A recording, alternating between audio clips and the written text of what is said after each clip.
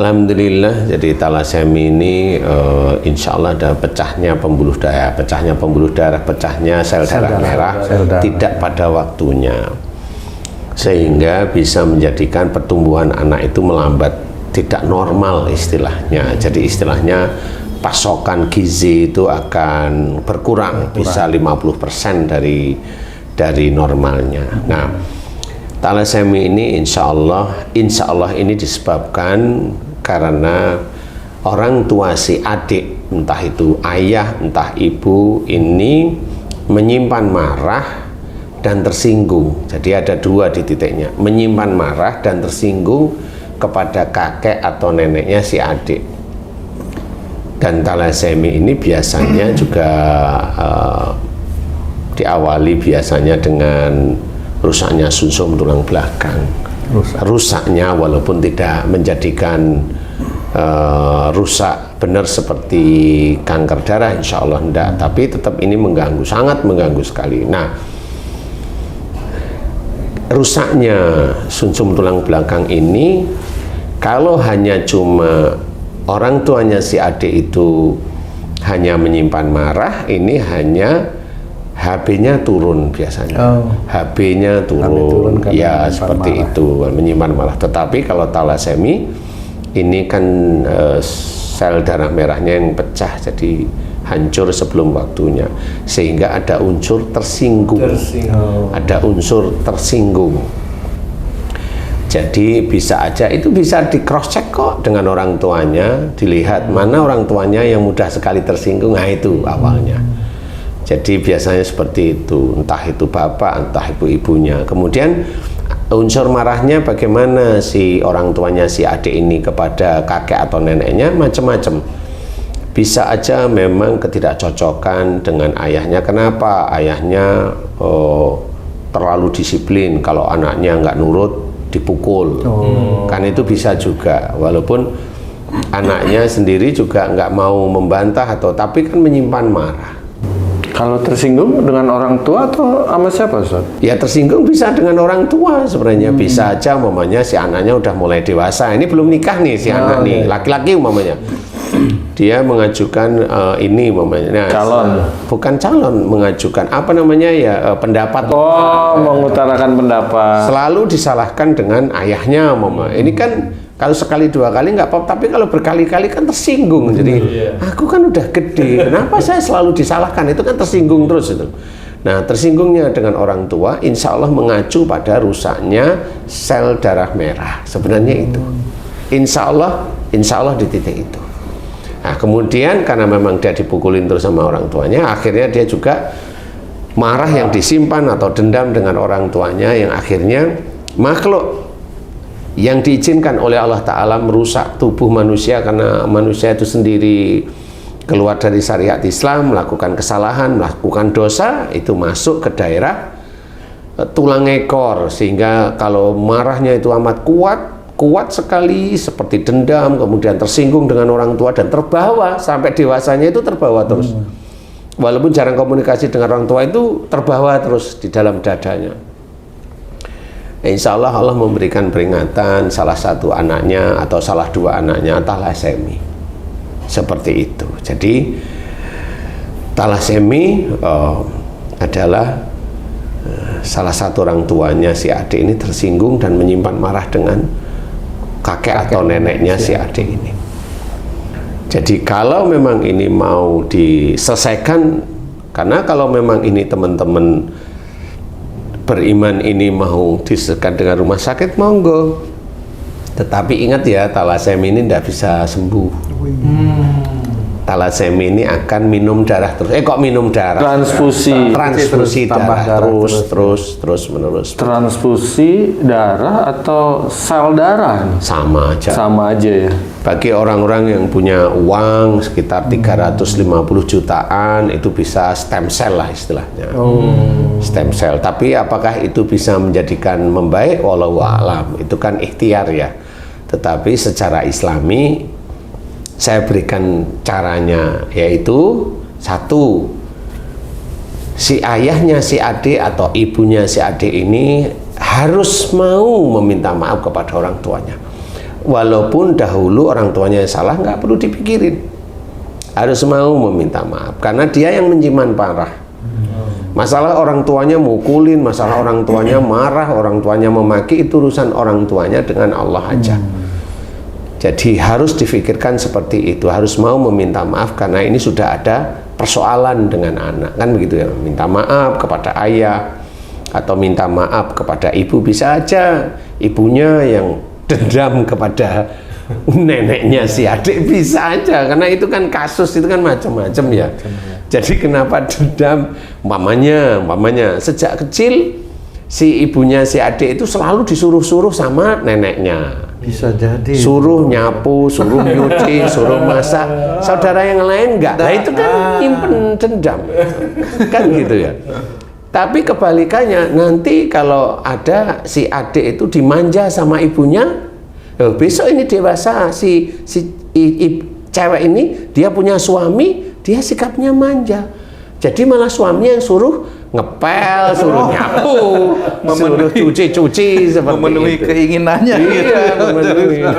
Ada yang gitu ya, Ji? Ada.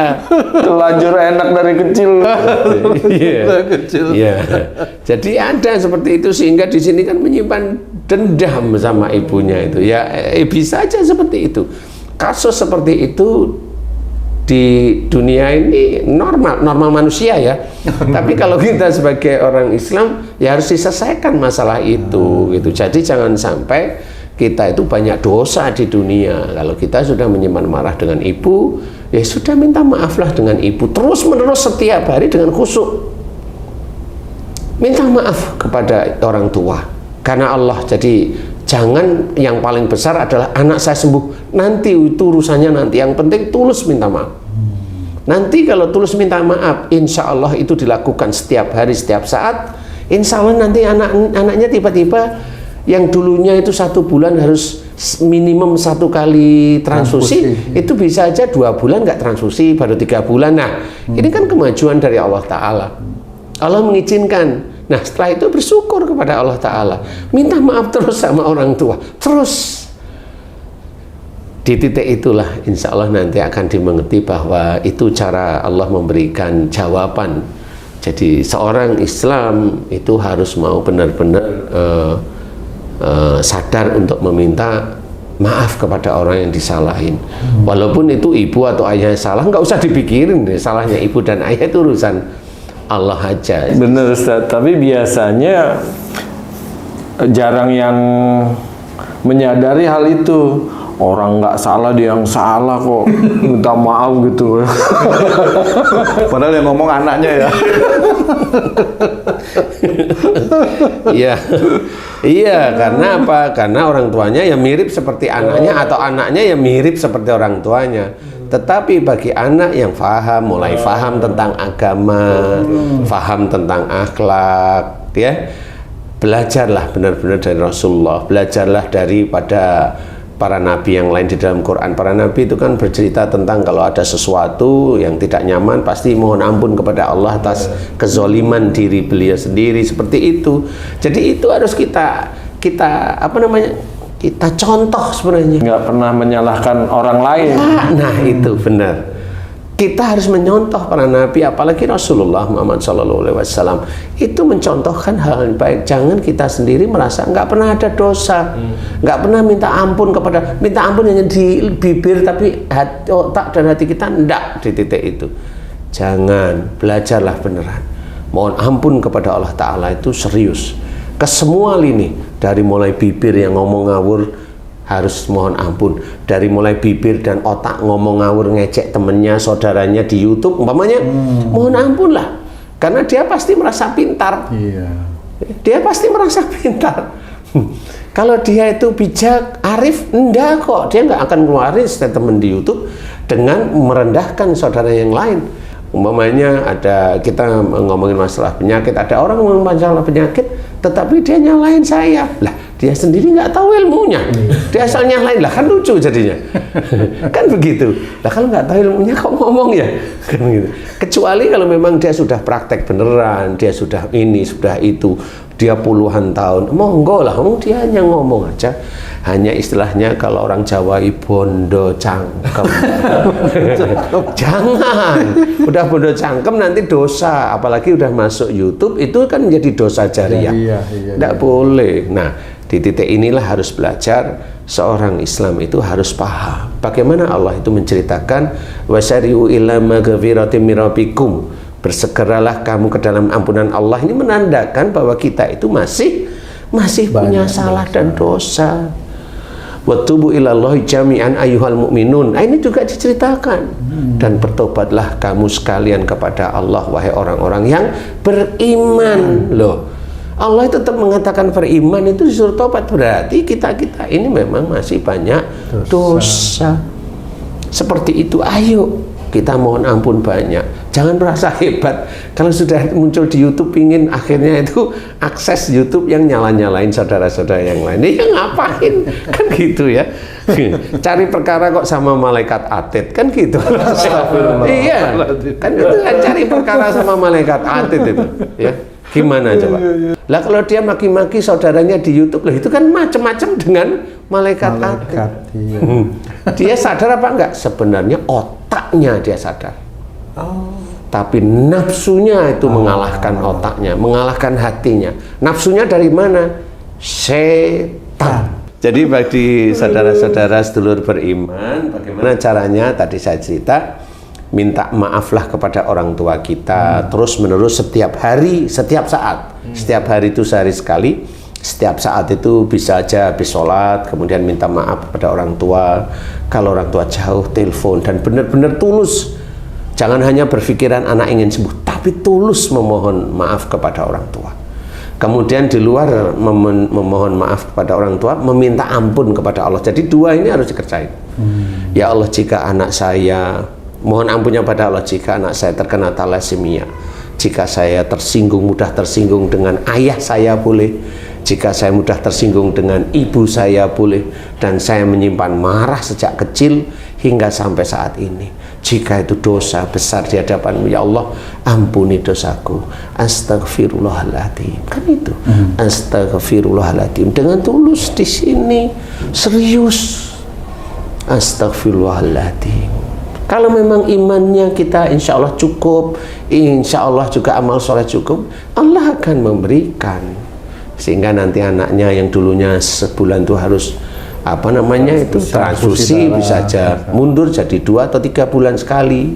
Itu kan sudah mulai diteruskan terus. Sampai kapan? Ya nggak ada masalah, minta ampun setiap hari. Kalau alhamdulillah memang anaknya diizinkan oleh Allah Ta'ala sembuh, berarti titik di situ dosa yang menyebabkan anaknya sakit mulai dihilangkan, tetapi masih ada. Karena suatu ketika anaknya bisa aja kena lagi, makanya minta maaflah kepada orang tua terus-menerus, dan mohon ampun kepada Allah Ta'ala juga terus-menerus bab itu. Nah, mudah-mudahan dengan difahami ini kan sedulur beriman mengetahui, oh begitu caranya. Iya, iman yang kuat, amal soleh yang banyak di hadapan Allah Ta'ala, ketaatan kepada Allah Ta'ala, menjaga seluruh akhlak-akhlak kita agar tidak berbuat buruk, di situ juga dinilai oleh Allah Ta'ala.